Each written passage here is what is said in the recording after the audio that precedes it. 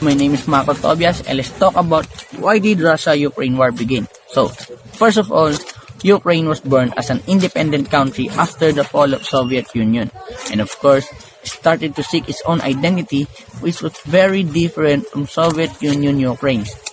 And particularly, a large amount of population wanted to gear themselves more toward the West. Now, this was in many respects a threat for Russia and for Putin. Firstly, because we need to remember that in all Soviet times, Ukraine was the most asset for Russia. It was the closest, the biggest, and the most important for Russia economy at the time. So Putin seems to have an idea that the only way to build back the Russia Empire, which his aspiration is to connect Ukraine back to Russia. That is why he went to Crimea. That is why he went to Donbass. And all these precursors of the current war actually happened, and also we need to think this way. Probably Putin saw that this was his last chance because he is old man. His last chance to do the job and get the Ukraine connected back with the Russia. That is why he started the war and he could not wait any longer. What impact do you think this war has on other geopolitical rivalries? Please let me know in the comment, guys. Thank you.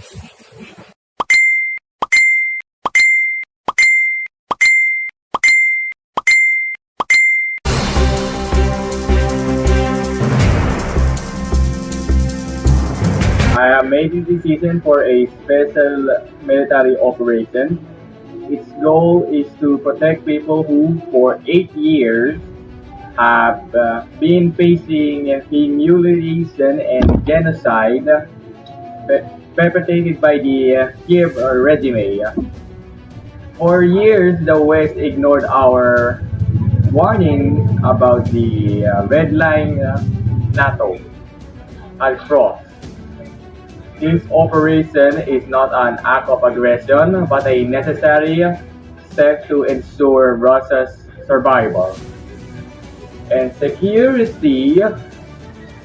We will not occupy Ukrainian territory, but must demilitarize and denazify Ukraine to protect the millions of Russian-speaking people under threat. Russia has exhausted diplomatic solutions and is left with no choice but to act now. The constant threat from modern Ukraine is intolerable, and we must protect our borders, our citizens, and our sovereignty. This is not a war of conquest, but a defense of our nation against the growing hostility of the West. Special military operation as an invasion rather than a defensive action. How do you respond to such accusations?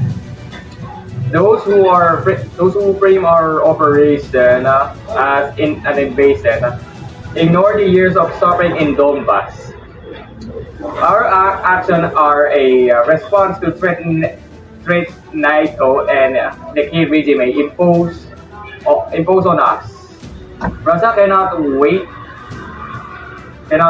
for the wolf at the door to strike first. Go. Mr. President, if Russia has no plans to occupy Ukraine, what is the end goal of this operation? Our goal is clear: to eliminate the threats to Russia and protect civilians and ensure Ukraine no longer acts as a pawn of Western interests. And there will be a achieved, and then there will be peace.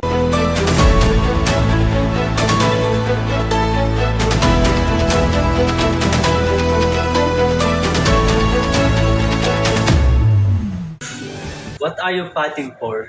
And with whom? Many of you have walked in Ukrainian soil, shared meals with our people, and have family here. Who are you killing? Your government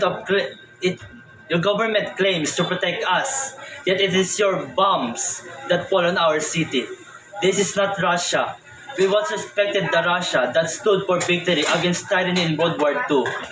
Now, your leaders are lying to you. They send you here with propaganda. But we Ukrainians know the truth we want. Peace. We do not want war. But if you want to come to our freedom, our homes, our children's, our lives, we will not run to you. You will see our faces, not our backs. Every Ukrainian will stand in defense of this land, and we will show the world what it means to fight for freedom. President Zelensky, how do you inspire Ukrainians to resist in the face of such overwhelming odds? Our strength comes from our love from this country. This is for our home, for everyone that falls, every building destroyed. A thousand Ukrainians rise to protect what we hold dear, our freedom.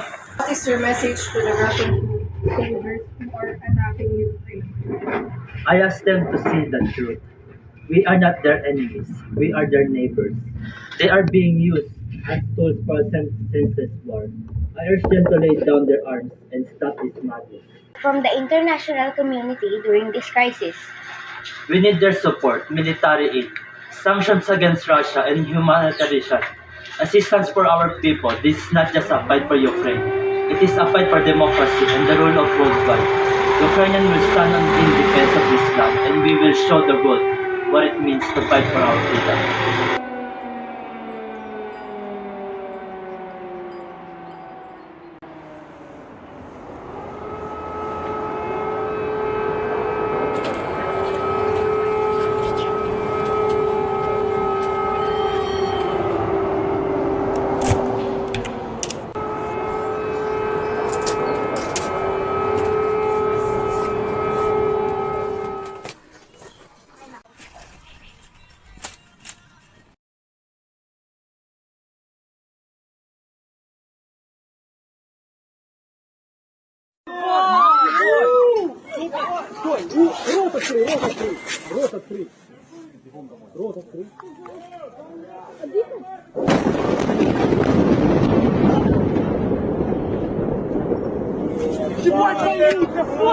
Вот это разорвало.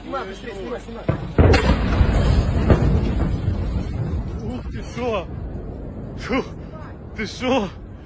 This used to be a city in Ukraine.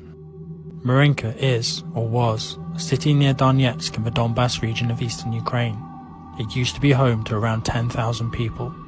It's been contested by Ukrainian forces and Russian-backed paramilitaries since war broke out in the region in 2014. But new photos and footage show that the city has been practically wiped off the map since Russia launched its full invasion of Ukraine last year. The city is completely destroyed, said Artem Shus, Marinka's police chief. Completely.